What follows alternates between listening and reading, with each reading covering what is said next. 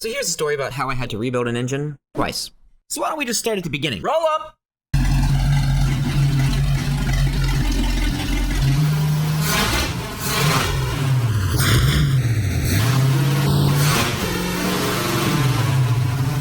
Ah yes, the sweet relaxing sounds of a mid-70s Pontiac 400. Like a gentle, bubbling, low compression and watered-down performance.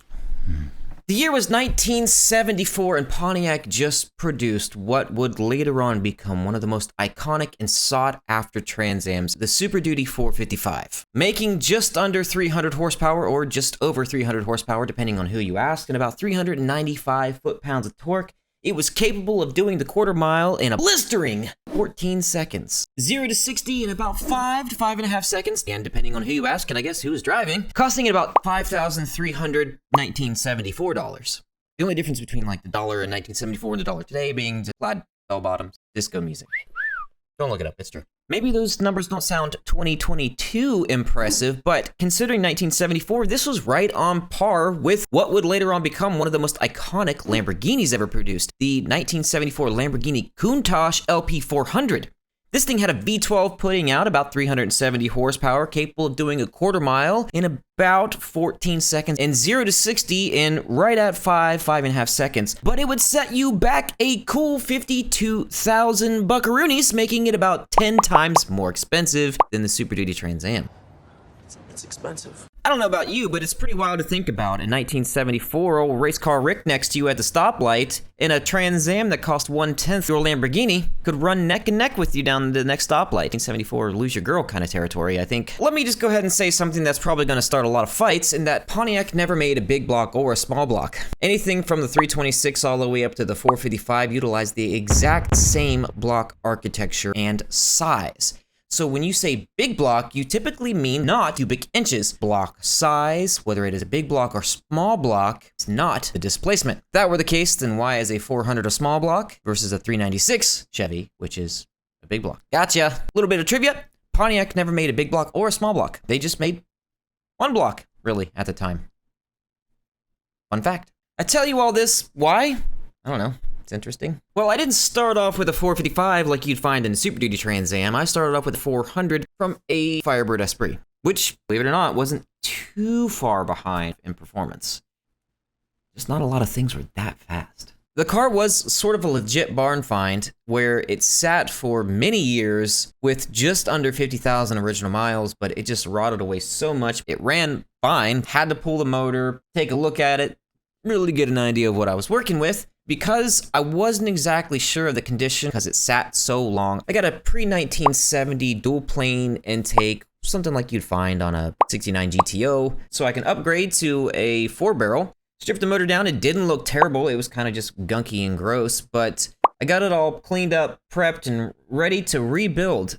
The rebuild was pretty simple. I just went through and replaced every gasket, seal, all the rings, mains, and the rod bearings, new Summit 2801 cam, Summit lifters, factory push rods, they seemed fine, timing chain, new fuel pump, checked through the oil pump and water pump, took it apart, made sure it was all nice and good. Yep, it was good. 4X heads that came on the engine were 1974 performance heads with dual valve springs, ported and polished them, put them right back on the engine because, well, seemed good enough. Because I wasn't running any crazy horsepower, I just kept the points ignition on it. Got it all cleaned up, primered, painted. It went back together and back in the car, looking spiffy.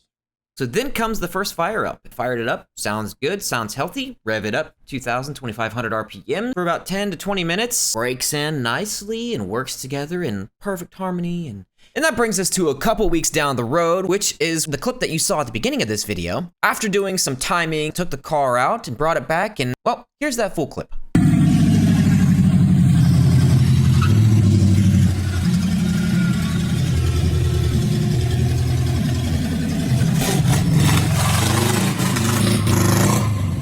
Notice in that clip when I'm at idle, it sounds totally okay, but when I pull into the driveway, give it some throttle, it breaks up under load. At first I thought maybe just the points, go back to the garage and check it again. Nope, couldn't find a single thing, so I went to the next step. I pulled a valve cover off, and what I saw was... oh no. Pontiac has stamped steel rockers.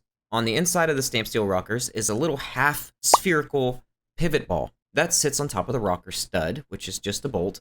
Those get tightened down to some set amount. You have enough clearance and tolerances. Two of them were very suspiciously loose. Oh no. Two push rods were shaped like the letter Z, stuck down in the engine, causing the lifters to be stuck down in their bore. Lifters that typically ride on a cam lobe all nicely, like it's going up and down on a fun little roller coaster. The two push rods that were stuck forced two lifters to grind down two lobes on the camshaft. Glittery metal flakes were then sent all the way through the engine and destroyed my brand new main bearings, rod bearings, cam bearings. While you can pretty much raid your couch cushions and rebuild a Chevy 350, that's not true for us Buick, Olds, and Pontiac people. It's not crazy to sometimes pay 2 to 3 times for a Buick, Olds, or Pontiac parts that you Chevy people do. I'm not jealous, you are. Any hooters, that just meant that I needed to rebuild the engine, but this time I was going to do it with some of the things that I wanted to do the first time that I wasn't super happy with. See, the first cam that I went with was the Summit 2801 and the Summit lifters, but I wasn't super happy with the performance of that cam. It was sort of small and underpowered. Great throttle response, don't get me wrong, but it just wasn't enough for what I wanted. This gave me the opportunity to kind of go back and redo what I should have done in the first place. That means that I had to strip down the engine completely again after doing it, well, just a couple months before. Sent it to our local machine shop where they hot tanked it, checked it out, made sure everything was good to go, resurfaced everything, and threw in brand new cam bearings because I didn't feel like doing it. Got it back, I put all new rod bearings, main bearings, piston rings, and luckily the crankshaft was okay. Instead of the Summit 2801, I went out and bought the Comp Cam's Extreme Energy 268 cam, which was just a little bit more aggressive, but not too much. Roller tip rockers to put in the engine, and I came across a great deal on a set of number 13 ram air heads. For all you Pontiac people out there, the number 12 and the number 13 heads, which aren't considered ram air heads, are the exact same head. What is different is that the number 12 came on the 4-speed cars and the 13s came on automatic only cars. Exact same thing, and don't pay as much for them.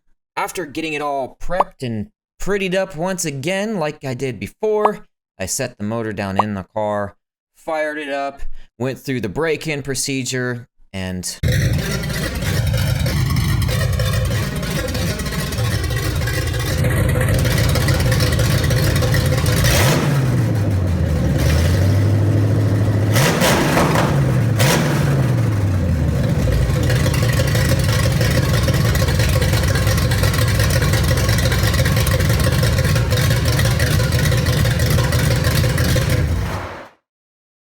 since that video, I have added an HEI ignition, which is a little bit more consistent and higher output, and the car runs really strong. My advice is when you're rebuilding an engine, no matter how good it actually looks, check every single part. I'm not exactly sure why the engine failed the first time. It could have been the improper break-in, even though I took all the necessary steps, a slightly bent push rod that I just didn't catch. Could have even been a faulty part. Some of the parts that were coming in from some of the bigger name people were subpar and not really up to spec. Could have been a combination of or any one of those things. Quadruple check every single thing before you hit that key. I learned the hard way. Since I've been getting it ready for paint, the car has sat unrunning for about a year. But I will be making a video in the very near future getting it buttoned up and started up, so you don't want to miss that, because fingers crossed. If you liked our little story time here and you think I earned it, please consider subscribing to the channel. If you like it, please like it. Comment down below if you're a Chevy fan and you want to rub it in my face.